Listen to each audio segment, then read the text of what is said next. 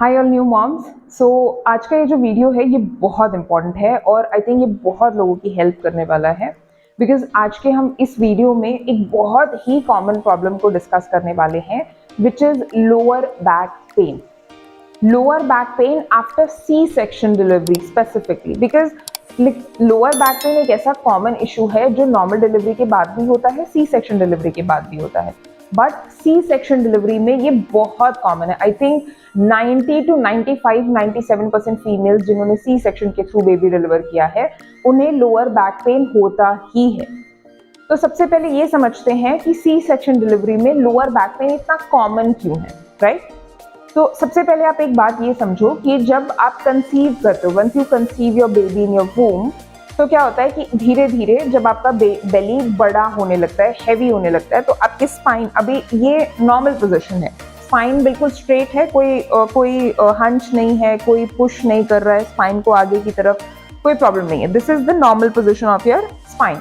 लेकिन जैसे आप कंसीव करते हो आपका बेली बढ़ने लगता है, हैवी होने लगता है और आपका स्पाइन आगे की तरफ पुश होने लगता है, ऐसी पोजीशन आ जाती है, राइट? ये जो कर्व आ जाता है आपकी स्पाइन में, सबसे पहला तो ये रीजन है कि आपको लोअर बैक पेन होता है क्योंकि कर्व आ गया है और आपके टेल बोन पे स्पेसिफिकली प्रेशर पूरे टाइम बहुत ज्यादा है और बेली इतना हैवी है, उसका प्रेशर है। तो यहाँ पे पॉस्चर एक तो गलत है, ये पॉस्चर काफी गलत है और बेली का वेट इतना ज्यादा है जो टेल बोन पे है, जिसकी वजह से आपको लोअर बैक पेन होता है।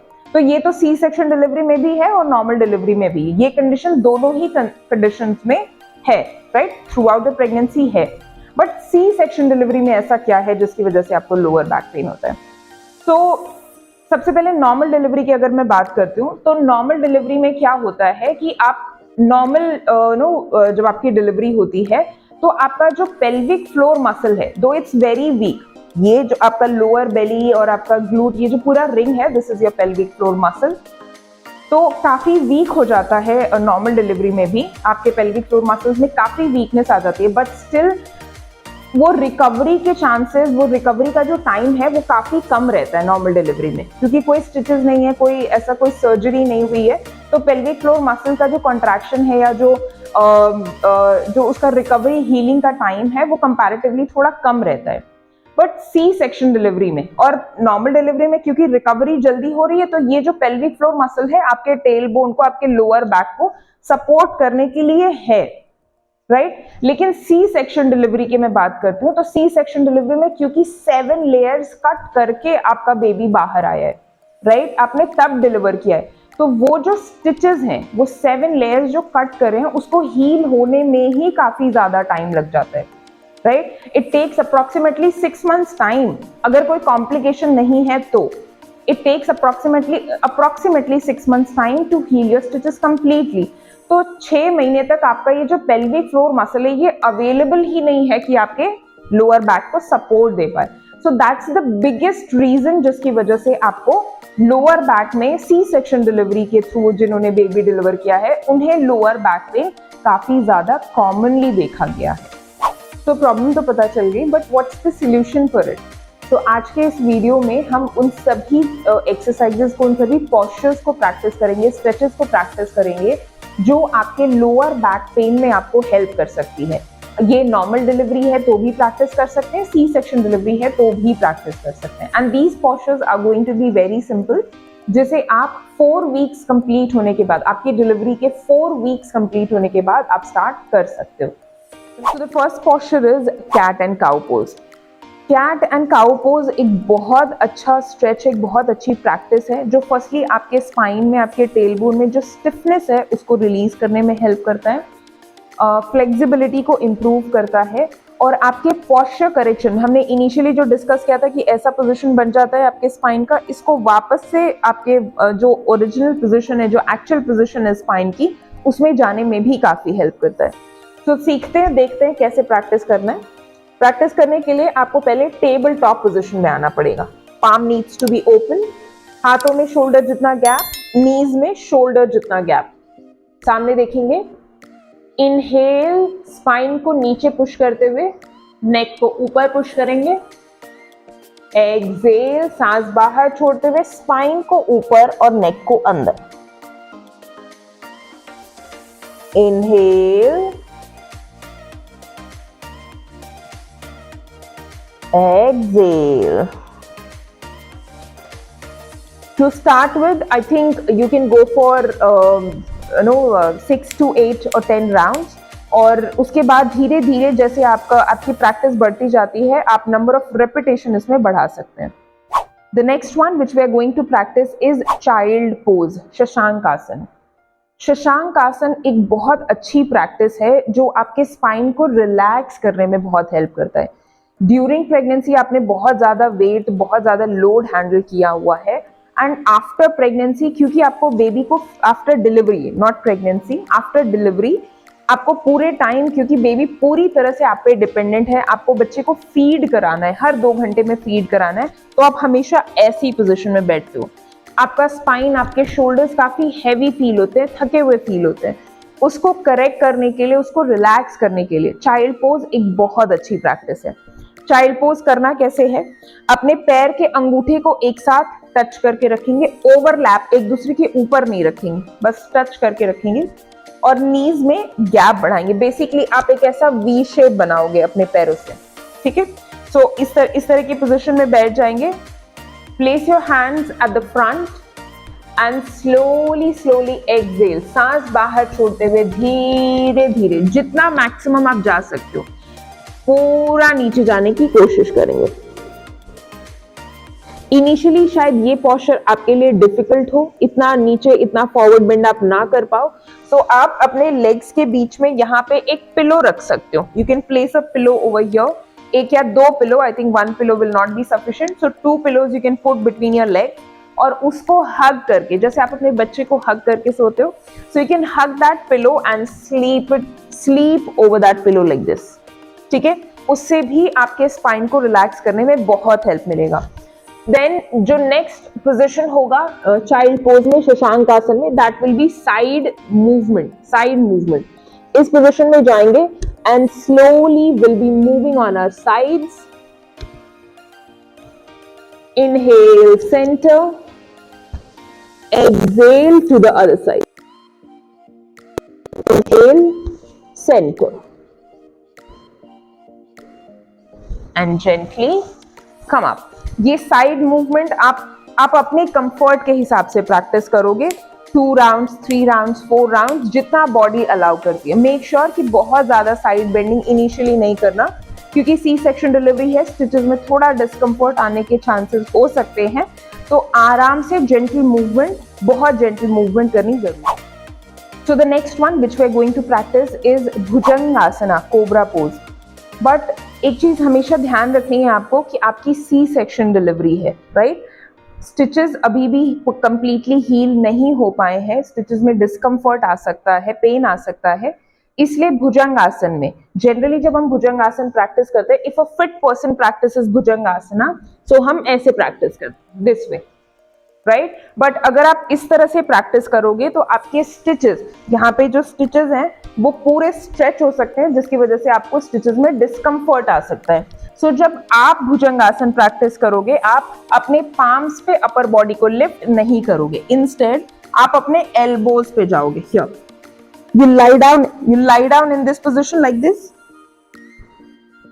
ब्रीदिंग पे ध्यान देना. इनिशियली जब मैंने भुजंगासन किया, आई inhale and then go for the bhujangasana. But for all the new mothers, I'll request कि आप inhale, सांस अंदर भर के नहीं, exhale, सांस बाहर छोड़ोगे, abdominal muscle, pelvic floor muscles को contract करोगे. So down, exhale, lift your upper body, only this much, okay? Inhale, down, exhale, up, inhale, down, right? So ये भुजंगासन आप प्रैक्टिस करेंगे. कितना प्रैक्टिस करेंगे? To start with I think 5 repetitions are good. उसके बाद जैसे जैसे आपकी प्रैक्टिस बढ़ती जाएगी, आप यहाँ पे नंबर ऑफ रेपिटेशंस भी बढ़ाते चले जाएंगे. The next one which we are going to practice is thread and needle. Thread and needle एक इतनी सिंपल बट इतनी इफेक्टिव प्रैक्टिस है जो आपके स्पाइन की जो स्टिफनेस है उसको रिलीज करने में बहुत हेल्प करती है। स्पेसिफिकली आपका जो अपर बैक है, आपके शोल्डर्स में जो स्टिफनेस है, आपके अपर बैक में जो स्टिफनेस है, आपके टेल बोन को ट्विस्ट करके उसमें जो स्टिफनेस है उसको रिलीज करने में बहुत हेल्प करती है। And the good part is कि ये सी सेक्शन मदर्स के लिए, सी सेक्शन के थ्रू जिन्होंने बेबी डिलीवर किया है उनके लिए बिल्कुल सेफ है। बट येट आपको कुछ चीजों का ध्यान रखना बहुत जरूरी है। सो लेट्स स्टार्ट कि कैसे प्रैक्टिस करते हैं। टेबल टॉप पोजिशन में आ जाएंगे। अगेन पाम ओपन, हाथों में शोल्डर जितना गैप, नीज में शोल्डर जितना gap. Okay, so inhale, lift your one arm up, exhale, exhale मतलब सांस बाहर छोड़ो, अब्डोमिनल मसल्स को कॉन्ट्रैक्ट करो। Inhale, exhale, down. Inhale, front से देखेंगे कैसे कर सकते हैं। you'll be in this position. Inhale, exhale, inhale, exhale. I think 5 to 6 rounds would be enough. और लास्ट राउंड जब आप प्रैक्टिस करोगे तो दूसरा हाथ ऊपर लिफ्ट करके, अगर बहुत रीसेंट डिलीवरी है तो बस यहाँ पे होल्ड करो, बहुत ज्यादा ट्विस्टिंग की जरूरत नहीं है। एवरीबडी एल्स आप धीरे धीरे हल्की हल्की ट्विस्टिंग दे सकते हो। You can stay here for 5 count, 5, 4, 3, 2 and 1. Down, get up. And we'll repeat the same thing on the other side as well. The next one is bird and dog. Bird and dog एक बहुत अच्छी practice है जो आपके spine को relax करता है। और सबसे अच्छी बात ये, रिलैक्स करने से भी ज़्यादा इंपॉर्टेंट जो काम है बर्ड एंड डॉग का वो ये है कि आपके स्पाइन की पोजीशन, जो हमने इनिशियली डिस्कस किया था कि स्पाइन ऐसे अंदर की तरफ पुश हो जाती है, उसको वापस शेप में आने में, पोजीशन करेक्ट करने में बहुत हेल्प करती है। बट इसमें एक चीज़ ध्यान रखना बहुत ज़रूरी है कि जब हम बर्ड एंड डॉग प्रैक्टिस करते हैं, so again tabletop position which we have already discussed many a times. so tabletop position में जाएंगे। generally जो सभी मिस्टेक करते हैं वो क्या करते हैं कि जल्दी जल्दी बस ऐसे मूवमेंट करते रहते हैं, ये ठीक है। अगर आप यहाँ पे नोटिस करोगे कि अगर आप ये कर रहे हो और स्पाइन में ये कर्व बन रहा है तो इसका कोई फायदा नहीं है। अगेन आप अपने जो स्पाइन है, you're pushing your spine downwards, ये तो ऑलरेडी काफी अंदर की तरफ पुश है ना, तो हमें इसको और अंदर पुश थोड़ी करना है। We need to keep it up. So what we need to take care of is कि अपना स्पाइन ऐसी पोजीशन में ना दिखे। इनिशियली पहले से ही हम स्पाइन को बिल्कुल स्ट्रेट पोजीशन में रखेंगे।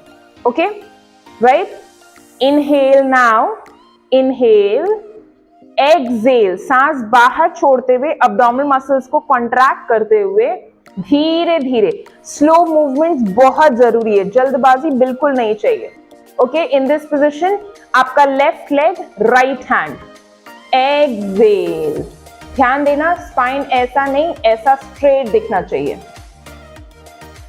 Inhale, exhale, inhale, exhale, right. And same चीज आप अपने दूसरे हैंड और लेग के साथ भी रिपीट करोगे। ध्यान देना आपके स्पाइन की पोजीशन बहुत ज्यादा आपको मैटर करेगी कि आप अपने स्पाइन की पोजीशन को वापस ठीक कर पाओगे या नहीं। ऑल्सो ये बहुत अच्छी प्रैक्टिस है जो आपको ममी टमी, बेली फैट कम करने में, पोस्टपार्टम बेली फैट कम करने में भी बहुत हेल्प करता है। The next one is side plank. Side plank पहला ऑब्वियसली आपका जो ममी टमी है, जो बेली फैट है पोस्टपार्टम, उसको कम करने में बहुत हेल्प करेगा। बट इसका जो सब बहुत इंपॉर्टेंट काम है, जो it's a very less known fact, कि आपके स्पाइन की पोजीशन को वापस करेक्ट करने में बहुत हेल्प करता है। देखो कैसे, ये यहाँ पे हम एग्जैक्टली साइड प्लैंक नहीं करेंगे, we are going for a modified side plank, right. उसके लिए आपका जो नीचे वाला लेग है, let's say it's my right leg, so I will keep it bended. अगर कंफर्ट है, कोई डिस्कंफर्ट नहीं है आपके आर्म्स में, शोल्डर्स में, रिस्ट में, तो आप अपने पाम पे जा सकते हो। ओके, इस पोजीशन में आ जाएंगे, लेग इसको स्ट्रेट रखेंगे। ओके, यहाँ पे ध्यान देने वाली बात ये है कि आपकी पोजीशन ऐसे नहीं दिखनी चाहिए। You can not flare your abdominal muscles as well as your chest, right. ये फ्लेयर्ड नहीं दिखना चाहिए। दिस शुड गो इनवर्ड्स, और बॉडी बिल्कुल स्ट्रेट दिखनी चाहिए. इट हैज टू बी बिल्कुल straight, I mean complete straight, right. इस पोजिशन में रुकेंगे. You can keep your arms up और either on your waist. Now inhale, exhale, अपने सारे पेल्विक एग्जिट्स को ऊपर अपने बेली बटन की तरफ पुल करो. कॉन्ट्रैक्ट योर अब्डोमिनल मसल्स, अपने अब्डोमिनल मसल्स को इंगेज करो, कोर को इंगेज करो. इंगेजमेंट कंटिन्यू रखो. Either you lift your arms up or your legs up and down. ये जो कोर की इंगेजमेंट है ये छूटनी नहीं चाहिए. And this movement has to be very very gentle. ठीक है. यहाँ पे आप 5 काउंट की होल्डिंग से 5 मूवमेंट से 10 मूवमेंट तक स्टार्ट कर सकते हो. जैसे जैसे आपकी प्रैक्टिस बढ़ेगी आप यहाँ पे नंबर ऑफ रेपिटेशन बढ़ा सकते हो. Also don't forget to practice on the other side. सिर्फ एक साइड पे करके नहीं छोड़ना है. Don't forget to practice on the other side. So the next one which we are going to practice is deadlift. Deadlift एक बहुत अच्छी प्रैक्टिस है जो आपके स्पाइन की पोजीशन को वापस से करेक्ट करने में बहुत हेल्प करेगी, राइट. इसमें एक चीज जो बहुत इंपॉर्टेंट है वो ध्यान रखना कि आपके स्पाइन का पोजीशन कैसा होगा. स्पाइन की पोजीशन को वापस करेक्ट करने के लिए हमें कुछ फॉरवर्ड बेंडिंग पोजीशंस करने बहुत जरूरी हैं, जिसमें डेडलिफ्ट एक बहुत अच्छी प्रैक्टिस है.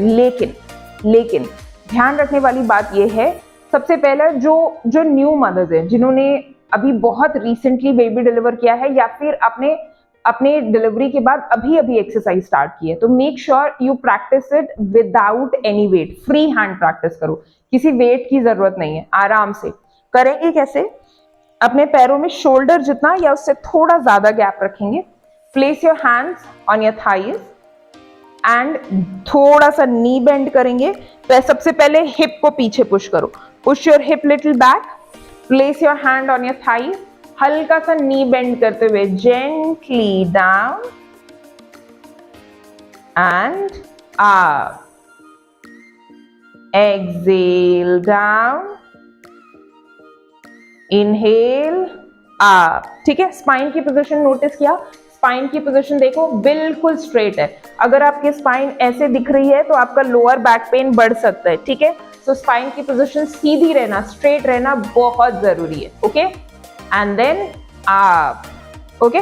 अगर आप थोड़े लंबे टाइम से प्रैक्टिस कर रहे हो, ऑलरेडी प्रैक्टिशनर हो, तो आप इसमें वेट्स लिफ्ट कर सकते हो, वेट्स इंक्लूड कर सकते हो. कैसे करेंगे?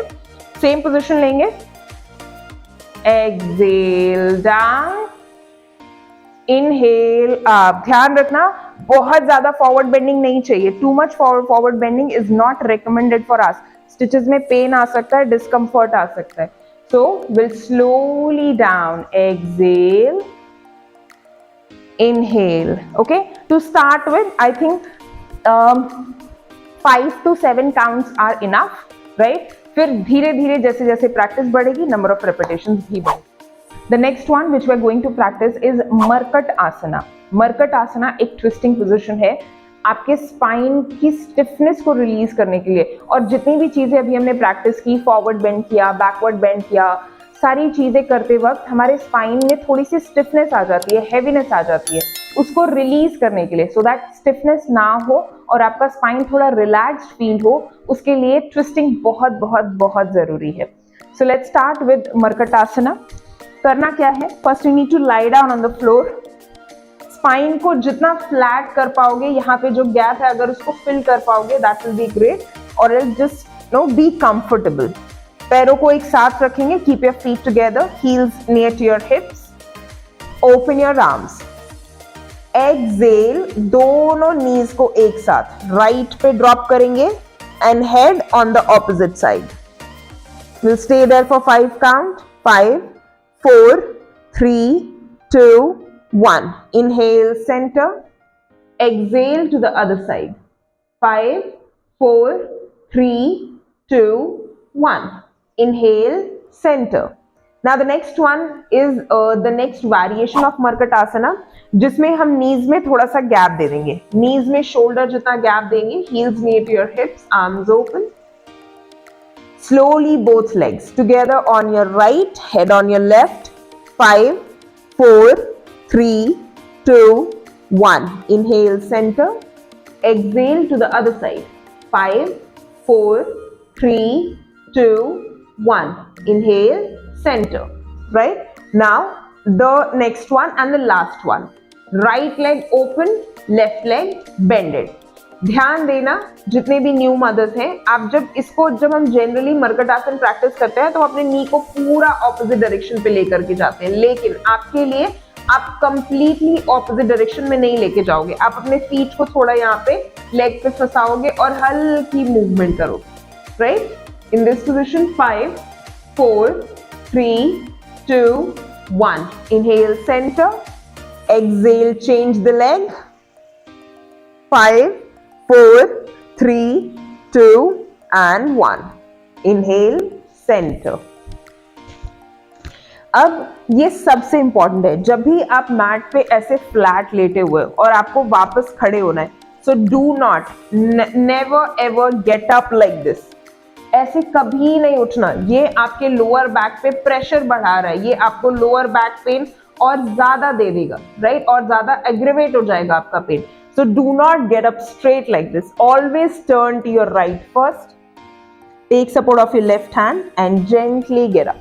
मरकट आसन अभी हमने प्रैक्टिस किया है, मैंने आपको सिर्फ एक रेप करके दिखाया है। ये टू स्टार्ट विद आप 2 से 3 रेप प्रैक्टिस कर सकते हो, फिर जैसे जैसे प्रैक्टिस बढ़ेगी नंबर ऑफ रेपिटेशन बढ़ा सकते हो।